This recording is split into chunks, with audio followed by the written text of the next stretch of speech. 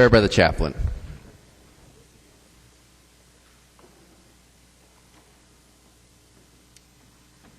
Let us pray. God, who we call by many names, I pray today for the women and men of this assembly, those individuals who carry the trust and hope of the citizens of our state and the privilege and burden of its leadership. Grant them the wisdom to address all matters that come before them and help them to listen and to be heard with respect.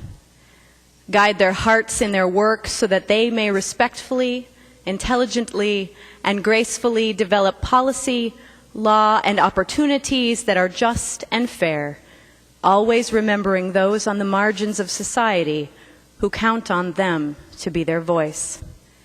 Give them good courage to dig deep, hold fast, and live boldly into this important public service to which they have been elected. I pray this day also for all for whom this House represents.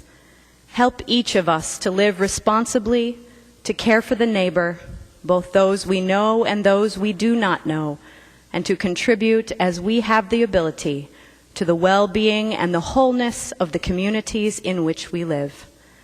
Guide all our actions and deliberations on this day and all our days. In the name of God who is eternal. Amen. The chaplain for today's session is Reverend Christy E. Manisto, Trinity Lutheran Church, Princeton, Minnesota.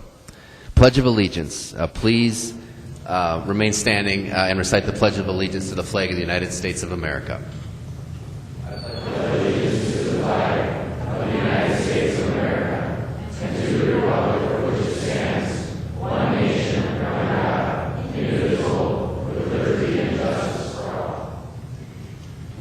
The clerk will take the roll.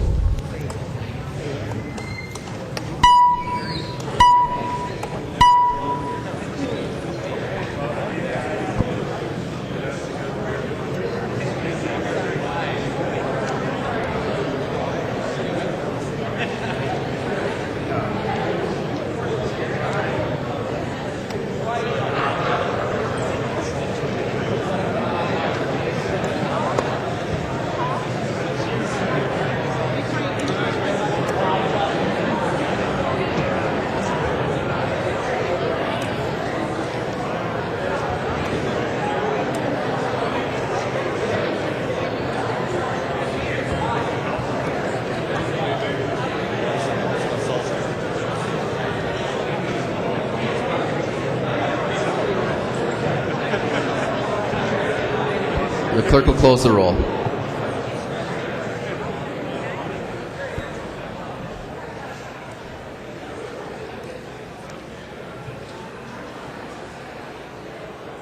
A quorum is present. The clerk will read the journal of the preceding day. Journal of the House, 18th day, St. Paul, Minnesota, Monday, February 22nd, 2013. If there's no objection, further reading of the journal will be dispensed with, and the journal will be approved as corrected by the chief clerk. Hearing no objection, the journal is approved as corrected by the chief clerk. Reports of standing committees and divisions. A copy of this order of business has been placed on each member's desk. If there's no objection, the reports will be adopted. Mr. Speaker. Representative Davids. I would like to respectfully object and request a roll call on the adoption of the committee report from the Committee on Rules and Legislative Administration on House File 721, and I'd like to ask for a roll call. Okay. A roll call has been requested. There's 15 hands. Members will take up the remaining committee reports except for 721 first. Are there objections to any other reports? Hearing no objections, the reports except for House File 721 are adopted. So members, right now we're on the adoption of House File 721. Just to clarify, a green vote and a roll call has been granted. A green vote on this would move the bill to Transportation Finance, and otherwise it would stay in the Rules Committee. Representative Davids. Thank you, Mr. Speaker. I'd request a red vote. Seeing no further discussion, the clerk will take the roll.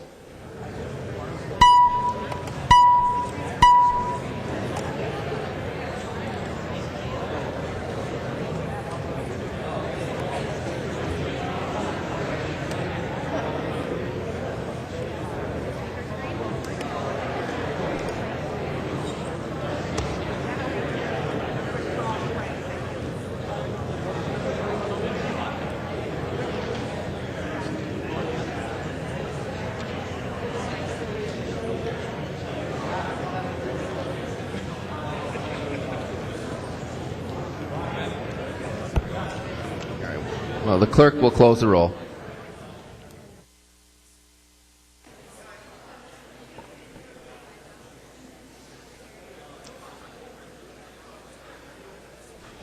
There being 68 ayes and 57 nays, the report is adopted. Second reading of House bills. Second reading, House File 5. Second reading. Second reading, House File 367. Second reading. Second reading, House File 461. Second reading. Second reading, second reading, House File 380. Second reading. Second reading, House File 542. Second reading. Second reading, House File 657. Second reading. Second reading, House File 791. Second reading. Yeah, do it.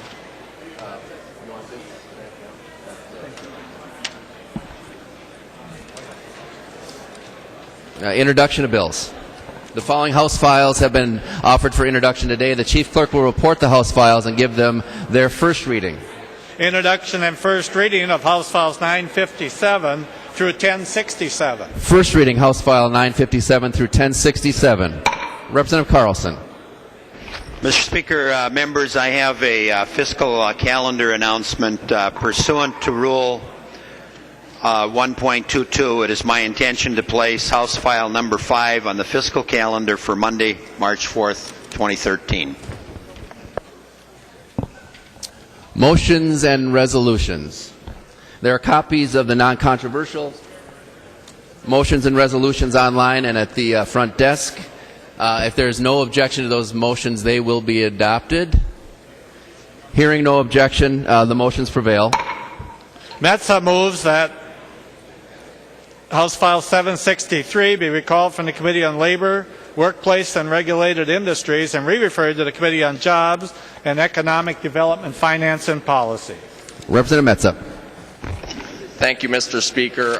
Members, this is a federal conformity minimum wage bill. I've talked to both chairs of the Labor and Regulated Industry and Jobs and Economic Development, and we agree that this should be moved to the Jobs and Economic Development Committee. Discussion. And I don't have my glasses on, members, today, so I apologize. Mr. Speaker, Representative O'Driscoll. Representative O'Driscoll, thank you. Thank you, Mr. Speaker. Would Representative Metsa yield to a question? And it's kind of hard to hear him, too, Mr. Speaker. Members, please take your conversations to the alcoves or to the retiring room. Representative O'Driscoll, Representative Metsa will yield. Representative O'Driscoll. Thank you, Mr. Speaker. Representative Metsa, could you please tell us the nature of the bill that you're asking for re-referral? Representative Metsa. I couldn't hear, Mr. Speaker. Could you please repeat the question? He would like you to describe the nature of the bill that you are re-referring. It basically deals with minimum wage complying to our Mr. Speaker, I still can't hear Representative Metsa. Mr. O'Driscoll, the bill basically deals with federal conformity and minimum wage. Representative O'Driscoll. Mr. Speaker, would Representative Metsa yield to another question? He will. Representative O'Driscoll. Representative Metsa, how is this bill different than the bill that was heard this morning by Labor, Industry, and Workplace? How does it differ than the bill that was heard today in that committee? It's dealing more with federal conformity than the issue with, specific to the numbers and issues we talked about in our committee. So, Representative O'Driscoll. Mr. Speaker, would Representative Metsa yield to another question, please? He will yield. Representative Metsa, why is it that we would hear one bill dealing with minimum wage in labor, workplace, and regulated industries, but not the other? I'm just trying to figure out the difference between the two bills. Representative Metsa. Again, it deals with the federal conformity side of it, and we aren't debating any specific things that I think would be involved in the conversations we've had over the last week here. So, talked with both chairs. They concur that it should be moved over to the Jobs Committee, and I believe that the bill is dealing with the federal conformity, and we should just talk about it there. Representative Driscoll, Representative Mahoney may have an answer to your question as well if you want to do that. Thank you, Mr. Speaker. If Representative Mahoney would maybe provide some or shed some light for us, that'd be helpful as well. Representative Mahoney. Representative O'Driscoll, this particular bill, Representative Metsa's bill, deals with federal conformity. Right now, we have multiple layers of paperwork that have to be filed in order to conform to minimum wage. Depends on how much dollars you earn, how much gross sales you have in your particular company, or how little you have as your gross. I'm trying to remember this off the top of my head because I didn't bring it with me.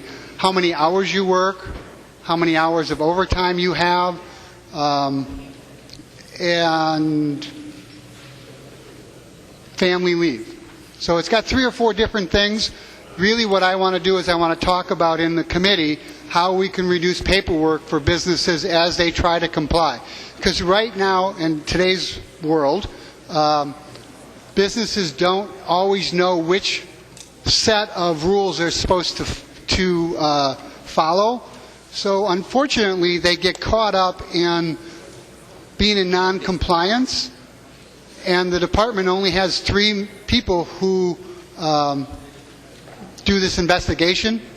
So what comes to light is that companies then all of a sudden find themselves, just because the paperwork is so difficult, out of compliance. They get nailed with a fine rather than having just paid the wages on a weekly basis. They get a large fine for back wages unexpectedly. And this is a good bill that takes that. As I understood, this was not heard in Representative Johnson's committee, and he's agreed that he needs to move on with other bills, and I have the time in our committee to hear this bill, and we'll take it and give it a full hearing. Representative O'Driscoll. Well, thank you, Mr. Speaker. Would Chair Mahoney yield to a question, please? He will. Representative O'Driscoll. Chair Mahoney, the committee that this is being referred to in its title for the work that we do is Labor, Workplace, and Regulated Industries. And everything that you just talked about, I think, deals with workplace-related matters. Could I have a commitment from you when your committee's done with it, you'll re-refer it back so that the members of the Labor, Workplace, and Regulated Industries can have a chance to look at it and weigh in? We did have some minimum wage issues. There were some of the things that you were talking about that were in the DE1 amendment that Representative Winkler offered today to bring minimum wage to $10.55 an hour here in the state of Minnesota by 2016. I think these are some pretty important matters. Representative Mahoney. Mr. Speaker and Representative O'Driscoll, I will commit to doing what my committee votes to do. I am not as concerned with the wages. I think that was Representative Johnson's committee. I'm more concerned with how do we conform to federal regulations and cut down paperwork for businesses in the state of Minnesota. Representative O'Driscoll. Thank you, Mr. Speaker. Would Chair Mahoney yield to one final question, please? He will yield. Representative O'Driscoll. As the chair of the committee, you said you would do what the will of the committee is. Would you encourage the committee to let the other committees in the House who have an interest in this have their chance to hear it as well? Again, the Labor, Workplace, and Regulated Industries Committee dealing with wages. I think that the 2 main titles of that, Labor and Workplace, would want to have a chance to take a look at that bill as well. Representative Mahoney. Mr. Speaker and Representative O'Driscoll, as any chairman knows, we can encourage, we cannot force, but I will encourage our members to move it to the appropriate committee. Further discussion? Seeing no further discussion, all in favor of the motion say aye. All opposed, no. Motion prevails. Simon moves that House File 673 be recalled from the Committee on Early Childhood, Youth Development Policy, and re-referred to the Committee on Public Safety, Finance, and Policy. Representative Simon.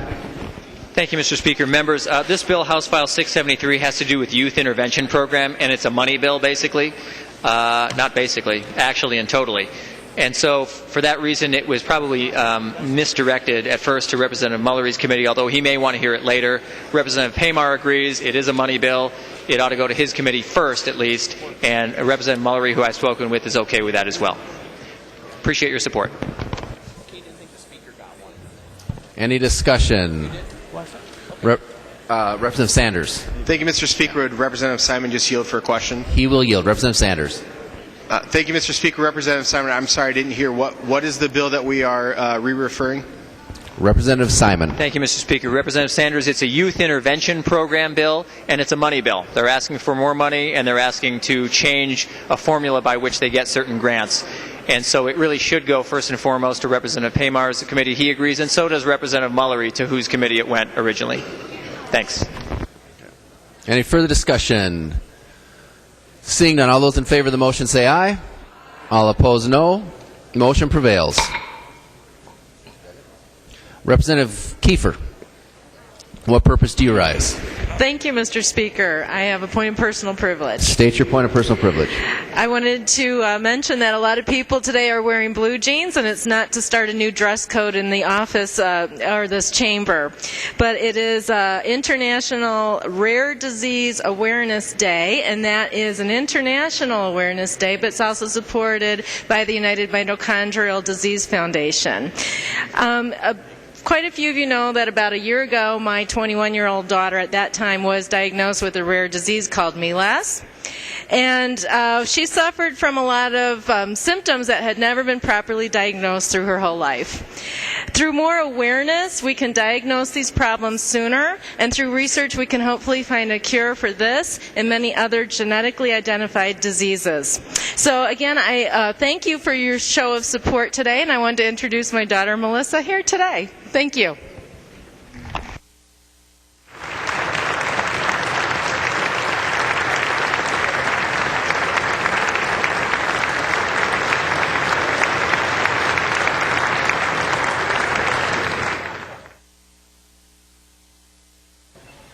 Representative Woodard. Thank you, Mr. Speaker, and I rise for a point of personal privilege. With us today in the House chamber is former page Benjamin Roloff, who has been elected to the Le Sueur City Council in the last election and is my constituent, and he's shadowing Representative Kiefer today. So welcome back, Mr. Roloff.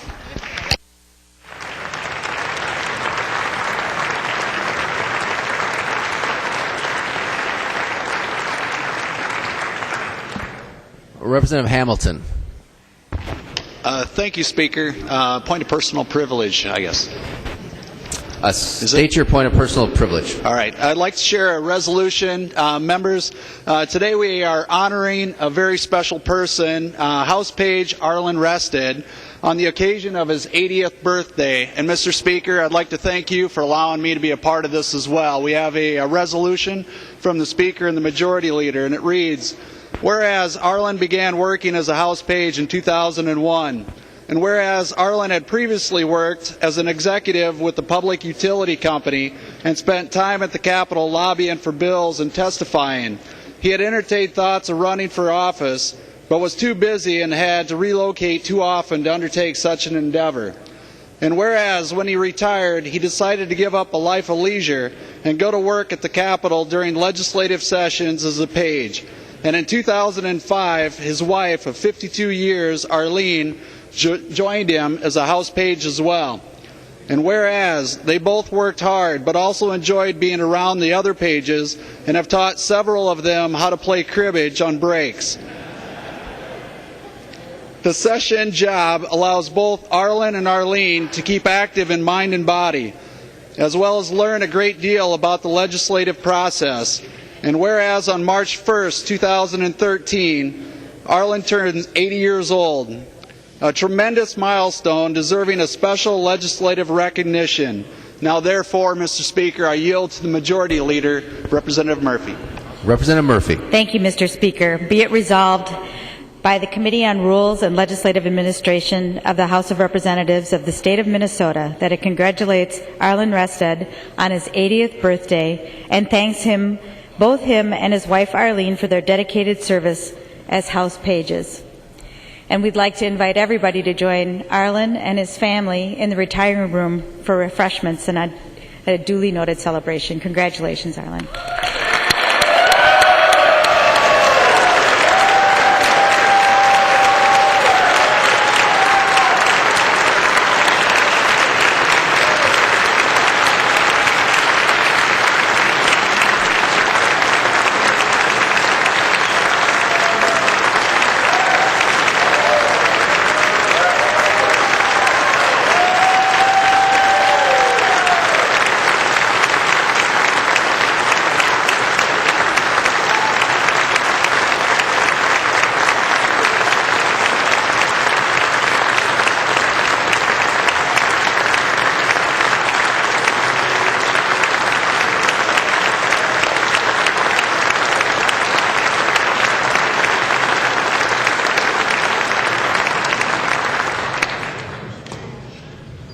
other announcements?